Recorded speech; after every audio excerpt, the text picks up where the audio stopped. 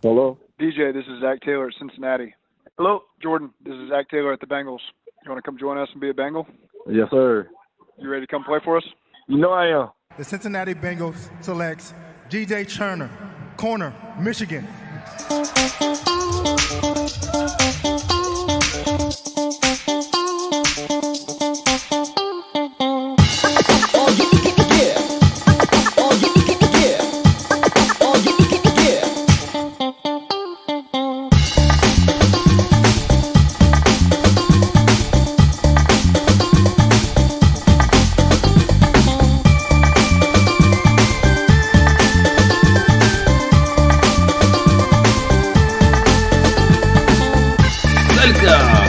Number one, Bengals Podcast.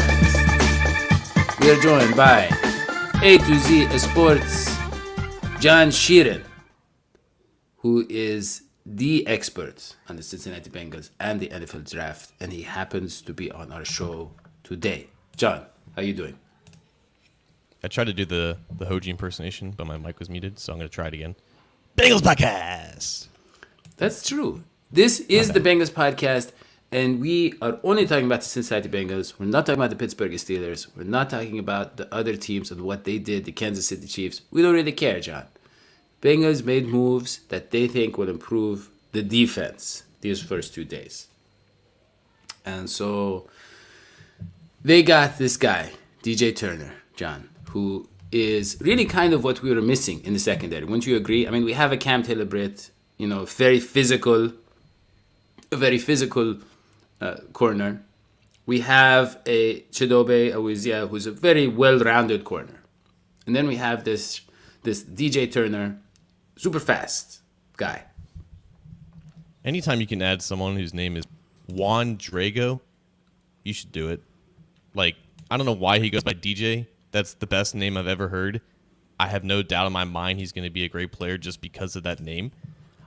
I think any cornerback that they were to draft in the first 2 rounds, and we did expect them, or at least I expected them to take a cornerback this early, he's likely going to be... That's Miles Murphy, by the way. I've seen some highlights from yesterday. DJ Turner is likely going to be the Chidobe Awuzie replacement in 2024 and beyond. And Awuzie is by far their best man-cover cornerback, a phenomenal athlete. He can stick with receivers. I think DJ Turner, objectively, was one of the 3 or 4 best man-cover quarterbacks in this entire draft class. Maybe even top 2, to be honest with you.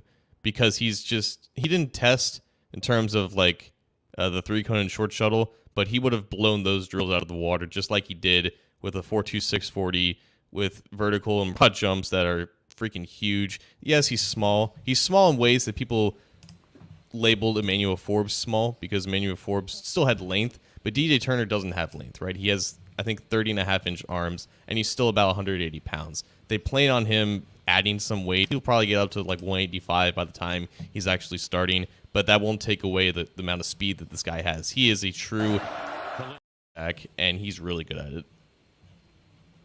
Yeah, sorry, didn't realize that one had sound. But stop, start, quickness, he can recover. Here's the 40-yard time of his, man. John. What do you see? His Blue DJ. Very fast to your point. And here is a very acrobatic player. Kalinsky.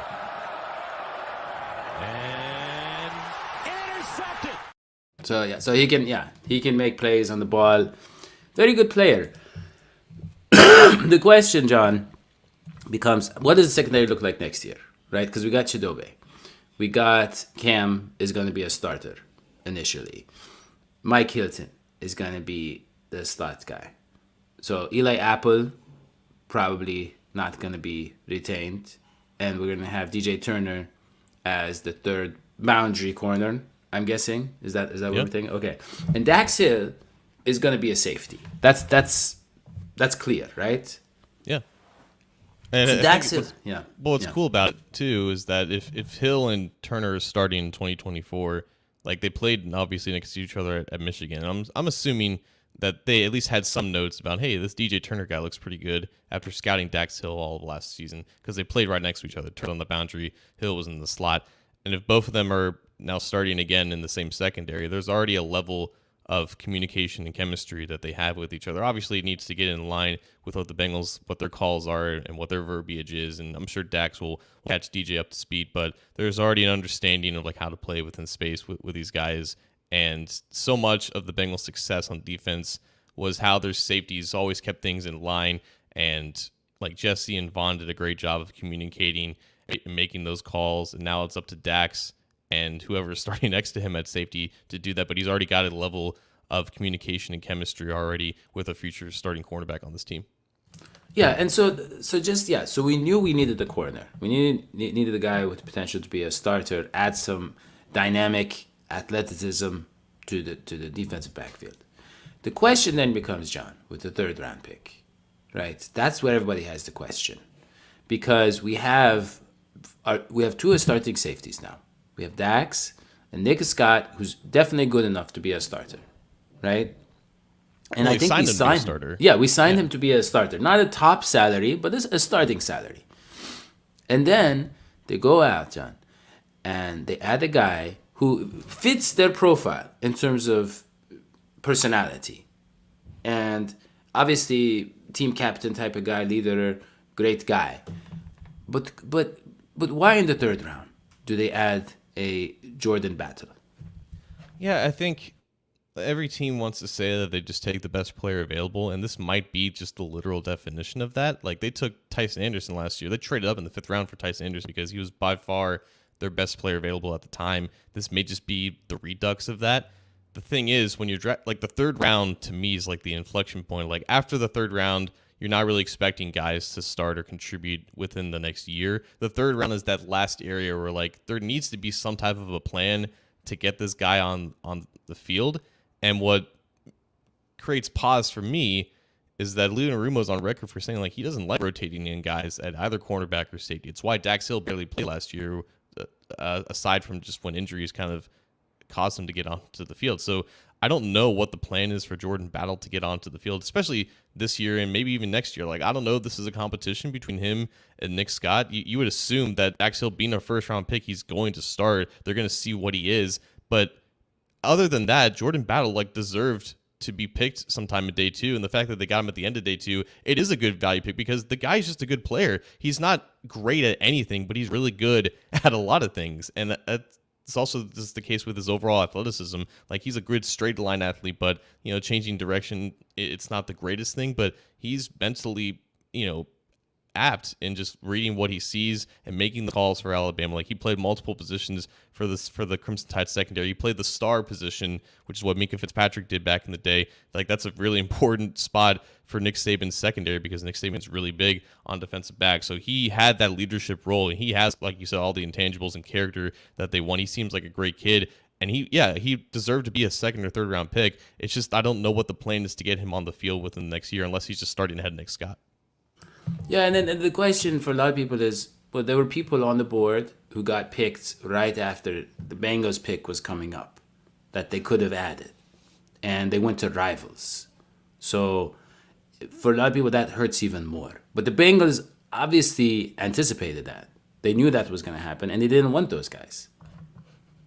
Yeah, I mean, Darnell Washington, he fell, quote-unquote, fell in this draft because of some mystery medical issue that apparently some doctors or teams discovered, and the public didn't really find out about it until right before the draft. He was projected to go sometime like early day 2, and he ends up going to the Steelers with, I think, their last pick of the 3rd round. He's just an unfinished product, and that this would be the same evaluation if the Bengals took him too. Like, he's huge, he's fast, he's freaky, he's hard to tackle when the ball's in his hands, and I think the Steelers know how to use tight ends pretty well. I'm not going to say, though, that Darnell Washington is going to be this immediate threat in the passing game because he's not. Like, he's just a projection as a receiving tight end. He's going to be good blocking because he's just naturally bigger and faster and stronger than most guys he lines up against. But I don't know if he's going to be this next Pro Bowl tight end like people make up to be. Like, the 3rd round might be the best time to take him, but clearly if the Bengals wanted him and they needed a tight end, they would have taken him. Yeah, well, we do need a tight end. Let's be clear. I mean, Irv Smith adds a lot with his athleticism and his hands. He's good, but there are injury concerns, and he is the next in line of these veteran tight ends who come in They make a name for themselves and get bigger deals elsewhere. He's not the long-term solution. I don't think anybody saw him as that. So they're going to need to get a tight end. Maybe it'll be next year's draft. I mean, I'm sure they'll probably add one later in this year's draft. But, what are you getting with the 4th, 5th, 6th round pick, right? That's the main philosophical thing with tight ends, because no one knows when to draft them in order to get the most value out of it, because there have been a decent number of tight ends taken in the 4th and 5th rounds that end up having pretty good careers. It's just the immediate impact. You're right. Like, you don't really expect rookie tight ends, no matter where they're drafted, to be immediate starters. Michael Mayer might have been the exception just because, he's basically already an NFL vet and he's only still 21 years old. So he's kind of special in that regard. So other than him, there wasn't really a tight end that like a true standard tight end. Like Dalton Kincaid would have been a big slot essentially, but like a true standard tight end that would have came in and would have taken on, 60, 70 targets and would have been an above average player. Like that's a hard ask for any rookie tight end, even with a class as deep as this is. So I always thought the 4th and 5th round was going to be the sweet spot for them. Like a guy like Davis Allen makes a ton of sense because he has everything that you look for except long speed, and that's why he's pushed down now to the 4th and 5th round range. I think they will find a guy within the next 2 or 3 rounds, within these next handful of picks, that just fills in behind Irv Smith and potentially take on a bigger role next year, because you expect growth out of tight ends in year 2 and beyond. Yeah. And then the other big hole, okay, obviously right tackle, but that's a long shot. We're going to find the right tackle that can start for us. But running back, that's a realistic one, right? I mean, you can find a running back that at least you give 200 carries in a year in the middle rounds. It's very realistic. And a lot of people are mentioning Israel Abanikanda. Yeah, Abanikanda as a target for the Bengals. John, I mean, Maybe. I think Roshan Johnson's more likely, and I honestly expected him to be the pick where Jordan Battle got picked last night. He just fits character, not a lot of wear and tear on the tires there. Pretty much everything that they would value in a running back, because he's really good at pass protection. He's a good enough receiver, but he's a power runner. He fits the size profile too. I'm interested to see how far he falls, because there was a lot of buzz on him going sometime in day 2, but he was ultimately a backup at Texas, and that's why he didn't get a ton of carries. But if they're looking for someone who can complement Mixon, who can do some things that Pirine did last year, Roshan Johnson makes the most sense. And if not, there's still some other receiving backs like an Eric Ray or an Evan Hall that they can get in the 5th round and beyond, and can still find a decent enough complement to Mixon. Yeah. So what do you see in this final day of the draft, John? Other than we talked about the running back, tight end, with defensive line, we need a guy that can move people and get through an offensive line, right? I mean, maybe you find a defensive tackle. Other than that, I don't see any more picks on defense. But I bite my tongue now, because that just could be what the board is. Like, I don't know what Lou and Rumo has over Brian Callahan. Maybe he has some type of blackmail, because Brian Callahan hasn't had a top 100 pick in the past 2 years now. But you would expect tight end, running back. They like day 3 offensive linemen. They've taken one in like 15 of the last 20 drafts, so not discounting that either. And maybe a punter. They have 5 picks, so that could work. Yeah.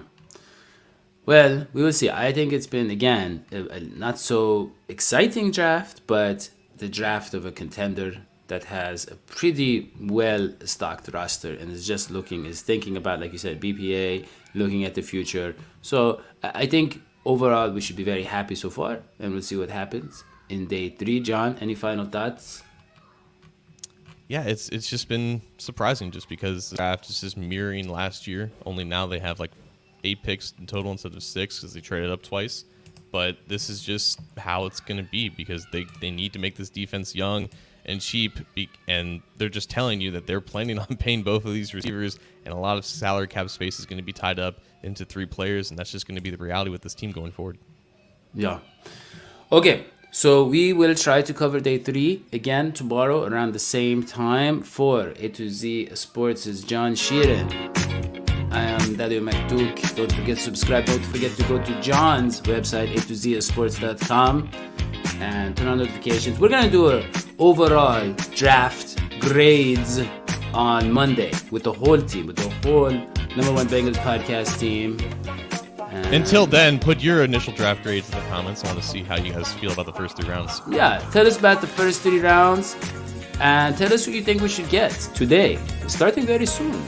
All right, see you next time. Sweetie pies.